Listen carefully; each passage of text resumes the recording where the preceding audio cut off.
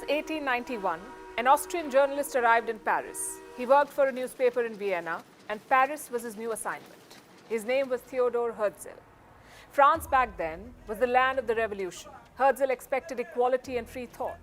Well, he was in for a surprise, because as it turned out, anti-Semitism was everywhere in France. As a Jew, Herzl knew all about it. In fact, it was a way of life in his homeland. But in post-revolution France, Herzl expected better. And then came a famous military scandal, the Dreyfus Affair. A French captain was accused of selling military secrets to Germany. He too was a Jew. The conviction later turned out to be false. But Herzl had seen enough. There was a massive outpouring of anti-Semitism. Jews were being targeted and abused. This episode made Herzl realize his life's mission. He needed to find a country for Jews, a place they could call home, a place where they could live without discrimination. The only question was, where? Herzl settled on the ancient homeland of Jews, Palestine. Thus, he founded a new movement for Jewish statehood, what is often called Zionism. Herzl himself is called the founder of political Zionism, but he died before Israel was created.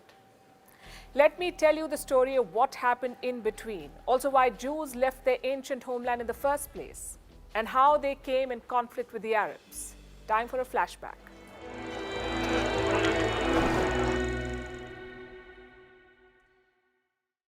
We'll start with a simple question. Who are Jews? Today, we know them as followers of a religion, the religion of Judaism.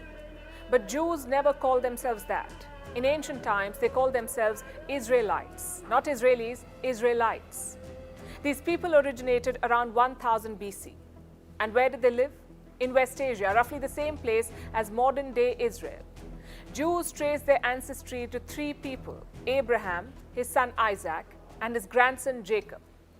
They believe God made a promise to Abraham, the promise of a homeland in present-day Israel.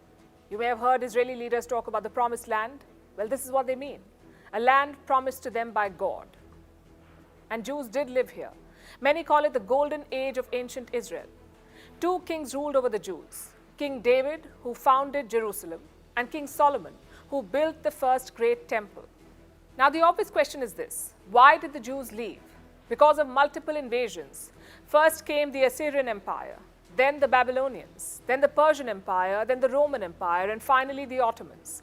Each round of invasion led to Jews leaving their homeland. The peak was probably during the Roman times. Jews had tried to revolt against Rome. The response was a brutal crackdown. Roman generals besieged Jerusalem. They massacred the population and destroyed the Jewish temple. Those who survived fled. Now our story makes a time jump to the 19th and 20th centuries. The Jews have fled their homeland. Only a few thousand remain in West Asia. The rest are now spread across countries and continents. We are talking about a large diaspora. Poland had around 3 million Jews, Russia 2.5 million, Britain 300,000, and Germany 500,000. As anti-Semitism increased there, Zionism emerged, the call for a separate Jewish country. The likes of Theodor Herzl led the call. He decided to organize a World Congress of Zionists. Herzl wanted Munich to host it. But when Jews there rejected it, he settled on Basel in Switzerland. Around 200 Zionists attended this Congress, plus hundreds of onlookers. And they decided on creating a Jewish homeland in Palestine. Just one problem though. Palestine was not just vacant land. It was home to tens of thousands of Arab people. So how would Jews make it their homeland? Well, Herzl and company had a plan. Back then, Palestine was controlled by the Ottoman Empire. So in 1896, Herzl went to Constantinople. That's modern-day Istanbul. And he stayed there for 11 days, but he could not meet the Sultan. Nonetheless, he pushed on. Herzl relayed an offer to the Ottoman Sultan. We will pay our foreign debt. In return, let us colonize Palestine. It was basically an attempt to buy the land. Herzl thought it was a godfather sort of offer, one the Sultan could not refuse. But the Ottoman Sultan did just that. He rejected it. So colonization was a dead end. That's when Zionists turned to Plan B, individual purchases. Jews could buy land from Ottoman landlords in Palestine, one piece of land at a time. This was the first wave of migration. Jews bought the land and began farming. But to the Arab population, one thing was clear. The Jews were not there to assimilate, they were there to rule, because after buying lands, they fired Arab workers and farmers. They also set up their own towns and centers, like Tel Aviv in 1909. And these settlements did not look like Arab ones, they looked out of place. To put it simply, they looked European. Most of this was funded from outside. Jews had done well for themselves in America and Europe, like the Rothschild family, arguably the most powerful European banking dynasty.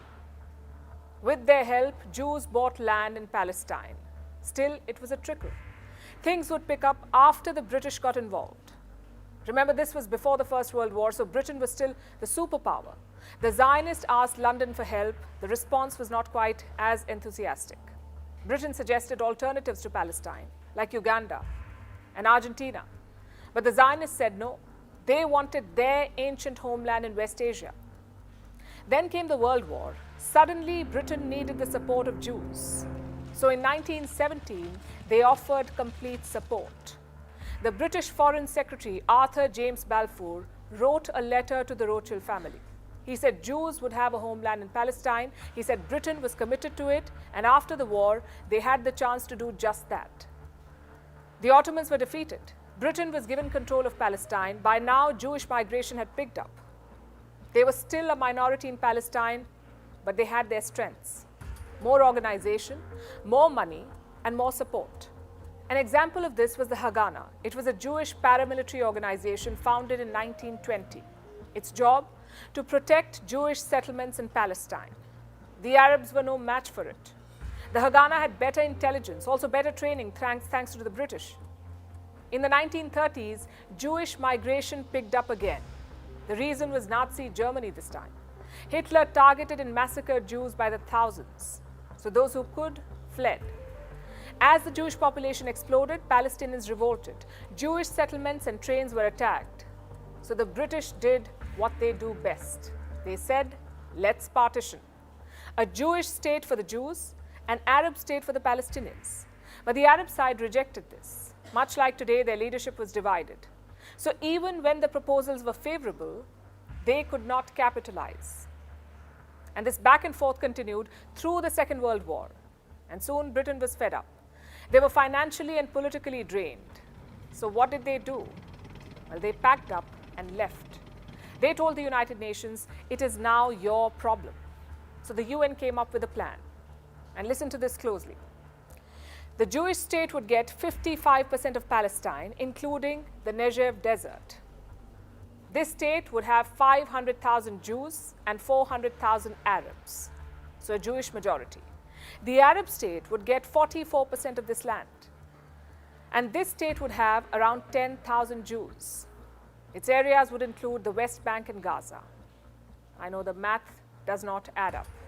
55 plus 44 is 99. So what happened to the remaining 1%? Well, that was Jerusalem.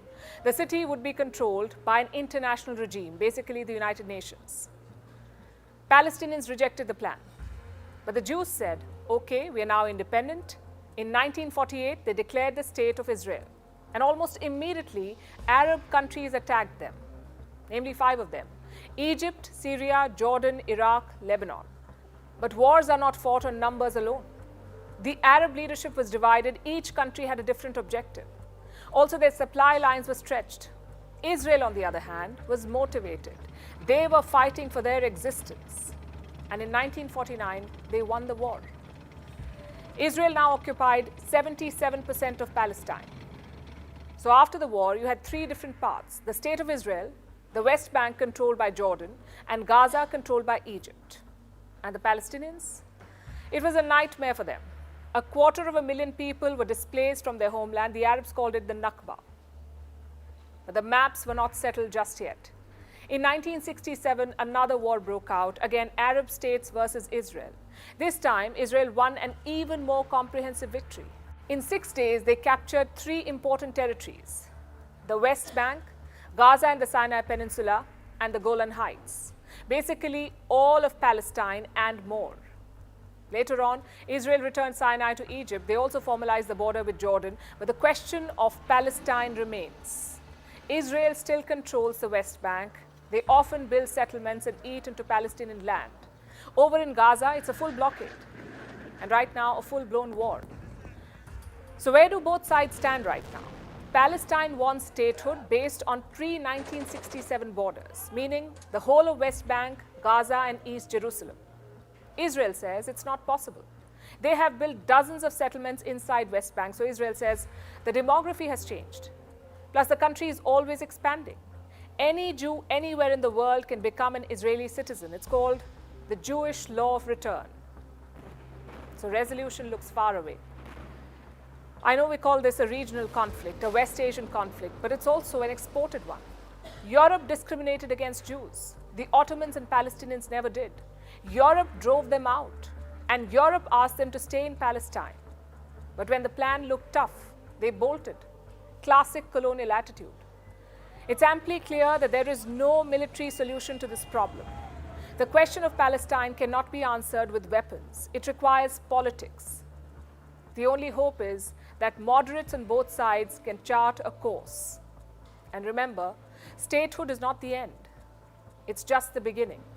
Because after that comes neighborhood, the challenge of building friendship between the two states.